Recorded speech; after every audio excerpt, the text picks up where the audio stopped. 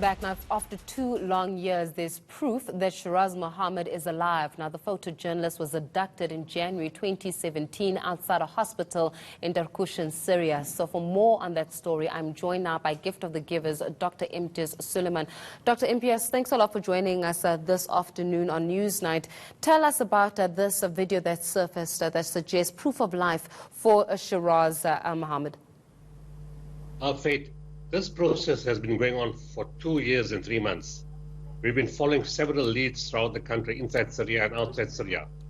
But on the 12th of April, this month, we had a big breakthrough.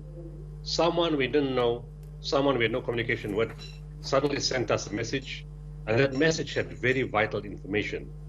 And that person was sort of a guarantor that Shiraaz was alive. He then led us to a few other people in the chain, and eventually on Friday, the 26th of April at 10 p.m., the video came through on WhatsApp to Anas Al-Hamati, my Yemen representative, who you know was involved with the Yolandi Koki case. Because he speaks Arabic, he spoke to those people, and eventually this video came through. Fortunately, Shiraaz speaks English, and of course we got it in English. Have you been able to hear from Shiraaz himself? Are we able to speak to Shiraaz himself at this moment in time? No, that never happens with hostages. You never ever get a chance to speak to the hostage. We've done so many cases with hostages. Nowhere do you ever get to speak to the hostage. The only time you speak to the hostage is at the point when they're being released. And that happened only once to me. Yeah. When I spoke to Yolandi Koki on the night of 10th January 2014, when she was about to be released, I told them I have to brief her because she won't know who she's going to. And they called me, and that's the only time I ever spoke to a hostage. But other than that, they never called. They never give them an opportunity to call you, or the negotiator, the intermediary, or the family. Yeah, Dr. Imtiaz, let's take us back in terms of, do we know at this stage that who exactly abducted Shiraaz and for what reason? I mean, when the story broke in 2017, I mean, it was he's a photojournalist, and one would wonder, what does that individual, what do the abductors want with this photojournalist? Do we know who abducted him? Why did they abduct him? Why keep him hostage for so long? What do they want in return? Do they want to release him? We have our suspicion very strongly who the people are. We're just not going to release the names now. But all the information we've had, all the people we've spoken to, points to one group. And I'll release that name a little later, not now. It won't be strategic to do that. When you say that it won't be strategic, Dr. Imtiaz, is it not strategic or is it not safe at this moment in time? What is hampering you from actually releasing the name of this organization? It's both. It's strategic and not safe, both. And I'll explain at the right time. Can't do that now. And the excuse that have been used from the information we've been getting, people create the impression that Shiraaz is a foreign spy or a foreign government. And the messages we send back to different people that we spoke to, that if you have proof that he's a spy for a foreign government, then take him to your courts, because you have your own kind of courts as captors. You have your own kind of justice system. Then charge him with that. And they haven't been able to do that. So us, it's quite obvious. The only reason why they're holding him and holding for so long is to try to get money. That's the main aim of most groups that take people hostage. It's for money. In few cases, it's slightly different, where they use those that they capture for negotiation for the exchange of prisoners. And that's more a political issue between governments and groups that are fighting each other.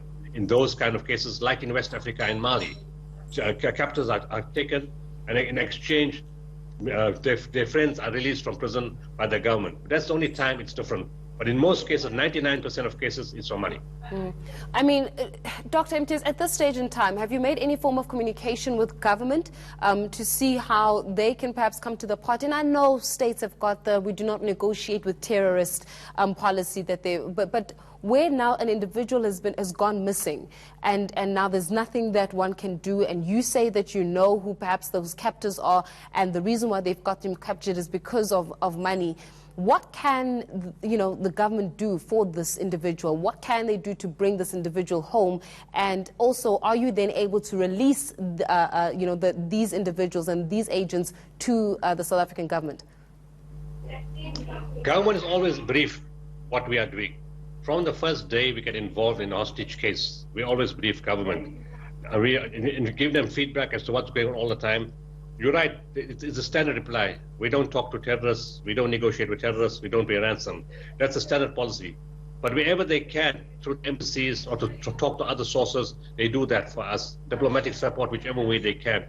If in the case of Shiraaz, if he gets released, and we're hoping to get him released, we'll need that support to get him his papers, to speak to the Turkish government, to bring him from Syria into the Turkish border, and to get those arrangements done with the Turkish government, arranged from our embassy, and bring him back to South Africa.